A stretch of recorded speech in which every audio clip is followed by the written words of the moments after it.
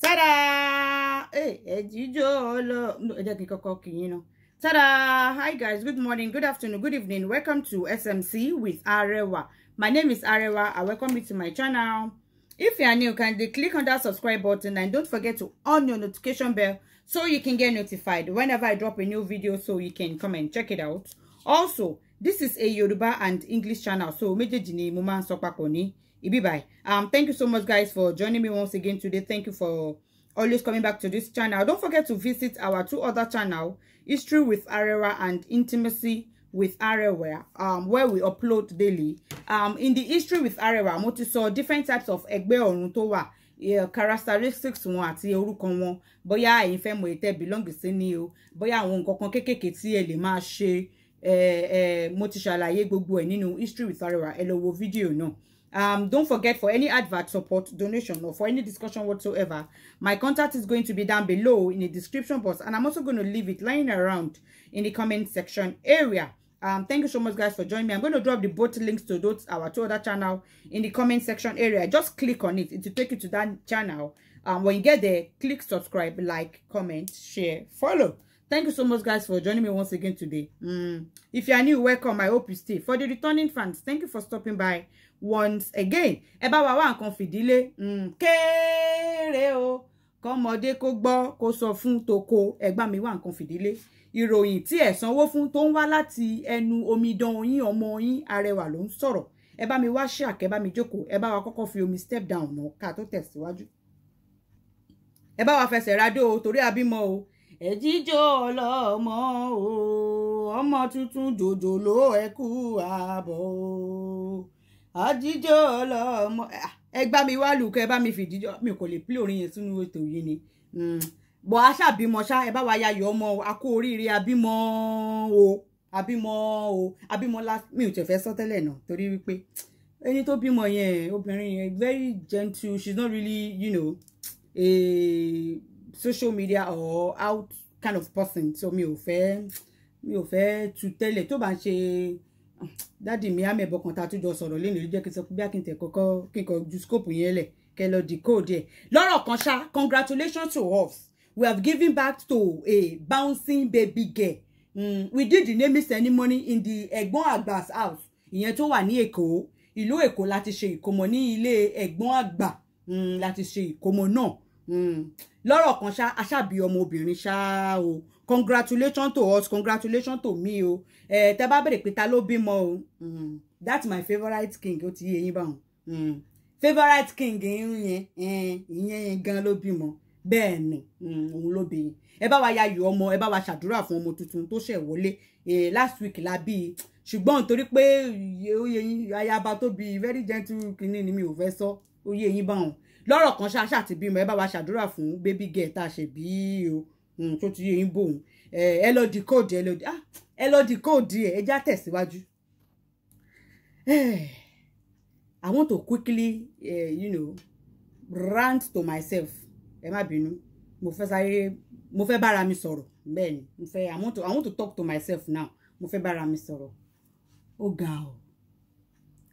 So, àṣé kò kí ń ṣe ọ̀fẹ́ gan ni pé kíyàn pèèyàn sí inú ṣọ́ọ̀ṣì pé jọ wá yọjú sí ṣọ́ọ̀ṣì appearance. Àṣọ máa fún wọn lówó tó yẹn.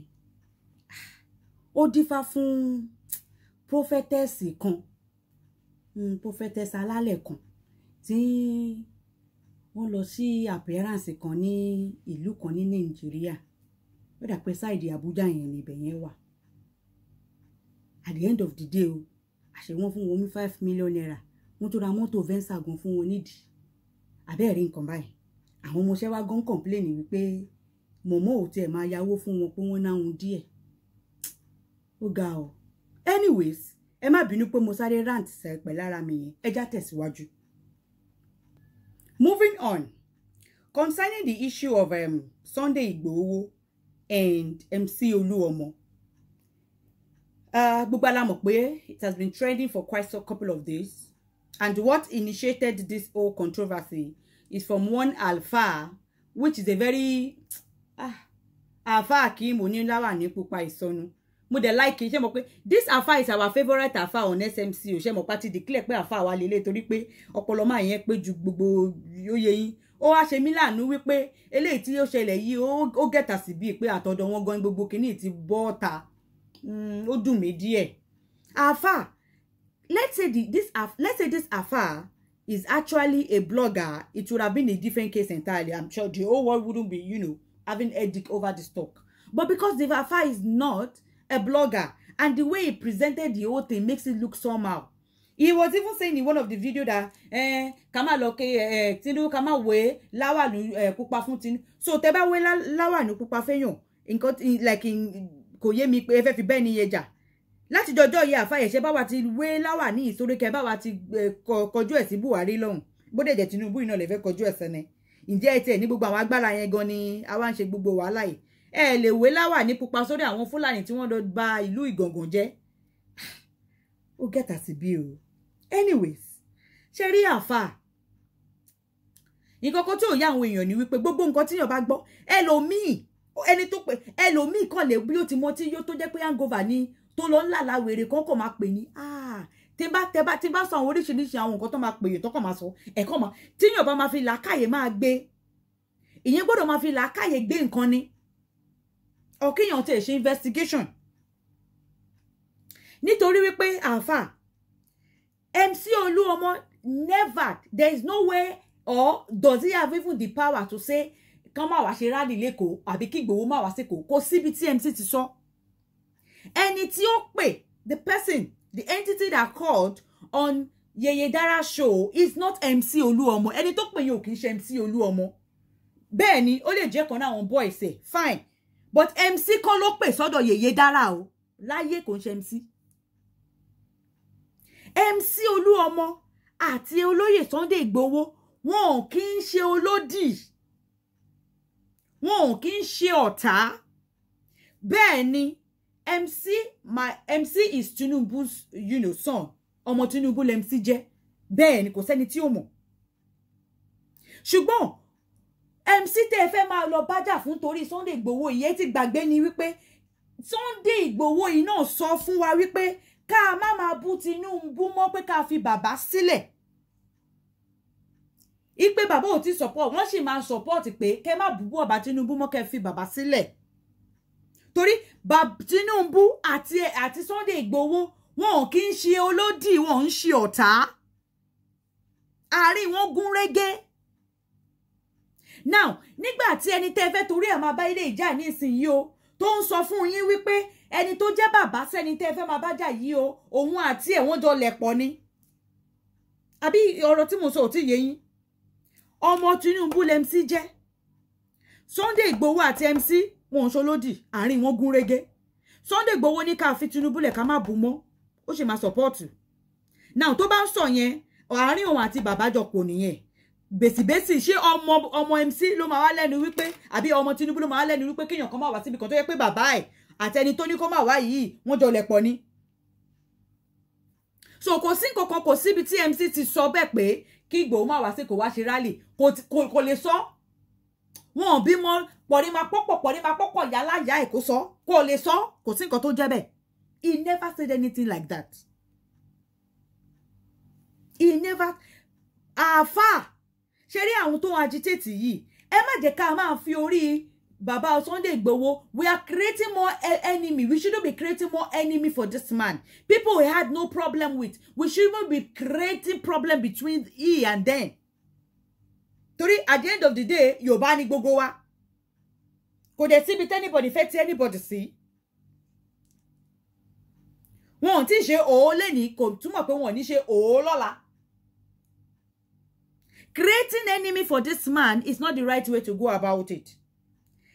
Using this man láti máa forí ẹ̀ máa gbá àwọn èèyàn tí ò ní problem pẹ̀lú o, tí ò ń ṣe pé bóyá wọ́n níjà tí tẹ́lẹ̀ ká máa forí wọn máa gbá àwọn tó jẹ́ pé wọn ò ní problem pẹ̀ tẹ́lẹ̀tẹ́lẹ̀.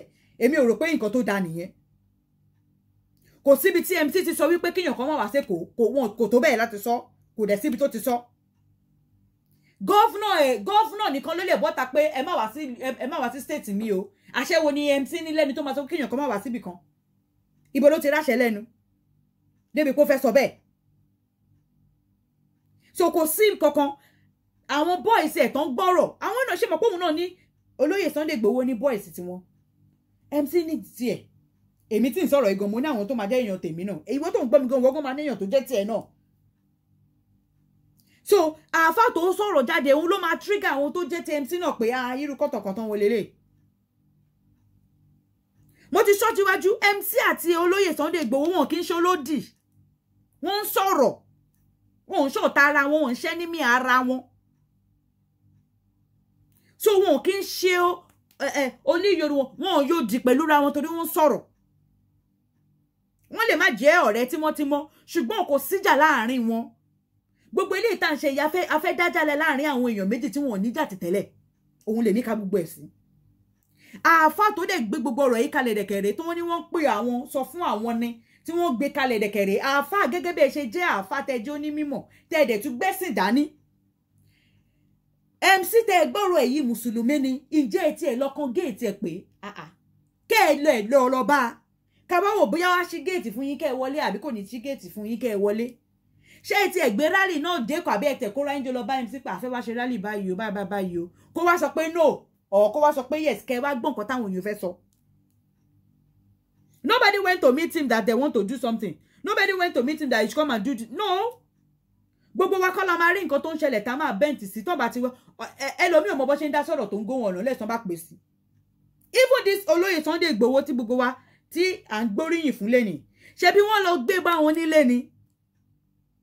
Gbogbo wa la mọ̀ gbà tí gbogbo àwọn Yorùbá Congress lọ bá olóyè ní ilé.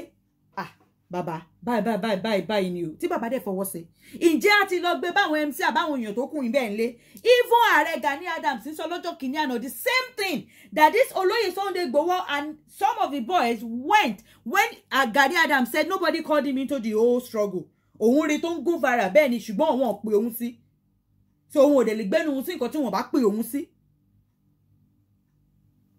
wọn kò kí ń ṣe pé olóyè Sunday Igboho fúnra wọn gan bóyá wọ́n kàn ti ẹ̀yà branch ni kò kí ń ṣe wípé bóyá wọ́n rí tó polongo yẹn lọ ni àlàwọn náà join rárá a lọ gbé bá wọn nílẹ̀ ni a lọ pè wọ́n a lọ invite wọn nílẹ̀ ni not that he just saw it going on and he decided to join no it was like we went to his place to formally invite him into it.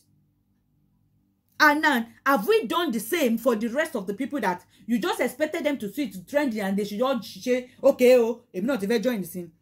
Ẹlòmíì ò mọ bó ṣe ń gbọ́rọ̀, ìyẹn ò túmọ̀ sí pé bóyá ọ̀tá. So, èmi ò fẹ́ pé ká máa gbọ̀gbọ̀ yìí bí ẹni gbàgbà ọtí. Àáfà yẹn ti jáde lénìí o, wọ́n ti ṣàtúnṣe o. Àáfà Akíìmù yẹn oníláwà níyẹn, wọ́n ti bọ́ ta, wọ́n ti tún sọ nǹkan ẹ̀mí pé MC ò kì í ṣe èèyàn burúkú èèyàn dáadáa ni òun àti kókó. Wọ́n ti change ọ̀rọ̀. Ṣùgbọ́n nígbà ká ní pé blogger ni wọ́n ni bá má sọ̀rọ̀ yìí, ọ̀rọ̀ yìí kò bá má trend. Igboho does not need to come out to debunk anything. MC does not need to come out to debunk anything. Because nobody can prove where he said where MC categorically said it that don't come to Lagos. There is no evidence of such. The person that called on the Yedara show wasn't MC. It was probably one of his boys. Tí èèyàn bá sọ̀rọ̀ sí olóyè Sunday Igboho gbogbo máa jáde fẹ́ nìyẹn náà. Bẹ̀sìbẹ̀sì ẹlòmíì. Tí yẹn dẹ̀ jẹ́ tèmi dẹ̀ fi pé yẹn wà nínú right wọn. Kò sí anybody, kò sí àgbèrò kankan tó máa ní kó má wá sí kó wá ṣe rally. Ṣé báwọn boys náà ti ń jáde pé wọ́n nobody tó ní kẹ́ má wá ṣe rally now. Kò sí anybody tó lè sọ bẹ́ẹ̀. So let us stop trending or carrying these things up and down. These two people are not enemy of themselves. Wọ́n lẹ́pọ̀. Wọ́n kì í ṣe ọ̀tá ara wọn. Wọ́n ń ṣolódì ara wọn. Àáfà tó gbọ́rọ̀ jáde ó yẹ kẹ́ gẹ́gẹ́ bí ẹ ṣe jó ní mímọ̀. Ó yẹ kẹ́ tí ẹ lọ bá MC ni. Ṣé bí Mùsùlùmí tẹ́ bá kọlẹ̀ ká ṣílẹ̀kùn fún yín bá yín sọ̀rọ̀ now. But you just concluded in your room thinking that maybe if you go to him, you never can tell. Many people want to join this struggle, but because pé tí lọ pé wọ́n sínú ẹ̀ formally, bó dẹ̀ yẹ kó rí nìyẹn courtesy demand. Olóyè Sunday Igboho that we are all embarking on today, he didn't just do Mogbomo branch. Ẹ má jẹ́ kí a create ọ̀tá fún àwọn méjì tí wọn ò ní ìjà tẹ́lẹ̀. This is not a matter of Mogbomo branch. Nǹkan ọ̀tọ̀ọ̀tọ̀ làwọn people ìgbé dání. MC ò ní àṣẹ kankan lẹ́nu láti sọ pé kéèyàn kan má wá sí kó wá protest. Nǹkan táwọn boys ẹ̀ bá ń sọ àwọn tó ń sọ nìyẹn. Nǹkan táwọn boys Ìgbòho náà sọ àwọn náà lọ sọ. So let us stop creating enemy for this man. Let us stop it. MC never said anything like that. He has no right to say it, and he never did. He did not say that. Ẹni tó pè lórí Yèyé Dára wasn't MC. So ẹ jẹ́ ká stop ẹ̀ kò síbi tí MC ti sọ pé kéèyàn kan má wá sí kò possible kò síbi tó ti sọ. He never said anything like that. And nobody can bring out even the Afaf, came out today to clarify himself. Àwọn tó jẹ́ agitate náà gbogbo nǹkan kọ́ la máa sọ dìjà. Gbogbo nǹkan kọ́ la máa sọ dìjà, especially torúkọ olóyè bá ti wà náà gbogbo ẹ̀kọ́ níjà. Ẹ má jẹ́ ká máa wọ́ta fún máa nìyí. Yoruba nation is a done deal. Yes, it is a done deal. Lagos rally is done already. Kò sọ̀rọ̀ lé lórí. Ẹ jẹ́ ká stop gbogbo nǹkan yìí. Ẹ jẹ́ ká tẹ̀síwájú. Let us move on. Olamide Oni Foundation Ìsọnù was arrested. Wọ́n bá ní kí ló ṣẹlẹ̀ o tó fi wà arrested o. Wọ́n ní nítorí the case of Mr. Jeremiah, the man that he got an apartment from, that was evicted from the apartment. That some people in the UK wrote petition against Olamide, so he was arrested. Part of the names that he said was inside the petition was one Ellen Gbemisola. Now the one person that we all know who is Ellen, a call has been put across to her, and she said she knows nothing about such. Anyway, Olamide is still going back there tomorrow. Now, the reason why he was arrested was they donated money for him, and he's using the charity to make money, and he's not a registered, charity, this and that and the rest of it. I mean, I'm just going to beg everybody, I'm just going to beg Olamide, Olamide, and he's trying his best in the little way that he thinks he can. He's a very alright going to shake baby because Olamide ò kì í gbọ́ràn. But ju gbogbo ẹ̀ lọ, kò kí n ṣe pé bóyá Olamide ń kówó ìjẹ lọ títí bẹ́ẹ̀ náà. Olamide fúnra rẹ̀ gan need help o. He made a mistake concerning that Mr. Jeremiah's case. Yes, he made. He wasn't the one that evicted them from their house. Now, I am not very sure maybe the money was refunded back to him or not. But it wasn't when your consent the 1 million sí kinikan ó dẹ̀ ní kò sí kan ó ti gbé savings account ẹ̀ jáde. Ọmọ kékeré Olamide gbogbo aládé mọ̀ pé is an asthmatic patient. He needs guidance. He needs who will guide him. I want to look competition against Elemi Fema Bell. Me, I'm pleading on behalf of Olamide to the people that wrote petition against him. Ẹ jọ̀ọ́, ẹ bá wa jebure àwọn olùgbẹ́bẹ̀. Let this matter be resolved. Olamide is more like a son to you. He has nobody. He has nothing. Kò ní nǹkankan, kò ní anybody, kò dẹ̀ ní nǹkankan. Mọ́tò tí wọ́n ní wọ́n rà fún gan dákúdájí. Kò níṣẹ́ lọ́wọ́. Kò ṣe pé ń kówó, ó kò jẹ́ èèyàn kan tó nífẹ̀ẹ́ láti máa ṣàánú èèyàn nínú the little one tó bá ní ni. I am pleading. We are all mothers. Ẹ jẹ́ ká fọwọ́ ní lórí ọ̀rọ̀ Olamide. Ibi tẹ́ gbé lọ yẹn ó ju agbára ẹ̀ lọ, kò lè tó yìí náà. Àbá. Kò lè tó yìí, kò ṣàpàyàn.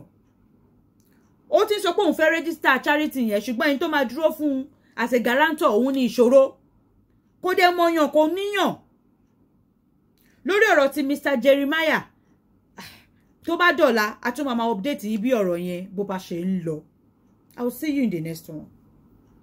Sorry guys, before I go off finally, concerning the issue of Mercy Aigbe and her ex-husband, Larry Gentry.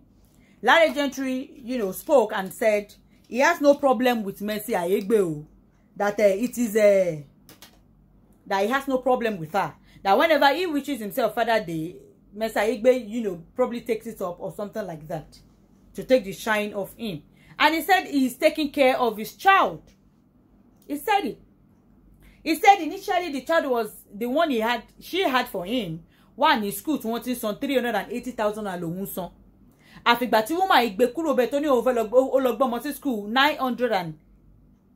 980,000 naira òun dẹ̀ ni ó ti pọ̀jù èyí tágbára òun ká òun fún fẹ̀kàn tẹ́lẹ̀ náà tẹ́lẹ̀ ṣe bí òun lòun bímọ òun school tóun lè afford lélẹ̀ ìwọ ní pé torí pé level ẹ ti ga jù bẹ̀yẹn lọ ó fẹ́ lọ gbọ́mọ lọ sí school 1 million naira níbo ni òun ò dẹ̀ kí ń ṣe olè òun ò ṣàmúrọ̀bọ̀ òun ò ṣe kidnapper níbo ni kóun ti rí owó yẹn iléèwé tóun lè afford ó gbọ́mọ kúrò ńbẹ̀ òun ò lè afford owó iléèwé 950 ní oṣù mẹ́ta nítorí pé tèsè high ọkọ tó bá ní o fẹ́ okay kó máa sanwó school ọmọ ẹ lọ ṣùgbọ́n ìgbà tí mo fẹ́ ẹ náà ọmọ tó gbé wá fẹ́ mi ìyẹn Michelle